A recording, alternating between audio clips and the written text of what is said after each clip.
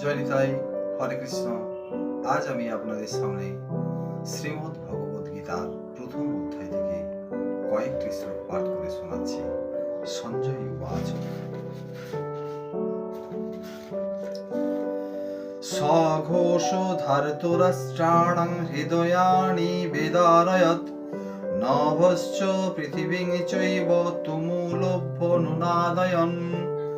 শঙ্খ নিনাদের সেই প্রচণ্ড শব্দ আকাশ ও পৃথিবী প্রতিধ্বনিত করে ধৃতরাষ্ট্রের পুত্রদের হৃদয় বিদারিত করতে লাগলো। অথ ব্যবস্থিতাম দৃষ্টা ধার্তরাষ্ট্রান কপিধ্বজম প্রবৃত্তে শস্ত্র সম্পাতে ধনুরুদ্যম পাণ্ডব ঋষিকেশং তদা বাক্যমিদামাহ মহীপতে।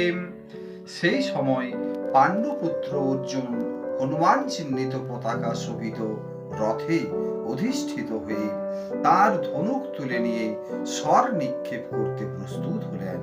হে মহারাজ, ধৃতরাষ্ট্রের পুত্রদের সমরসজ্জায় বিন্যস্ত দেখে অর্জুন তখন শ্রীকৃষ্ণকে এই কথাগুলি বললেন।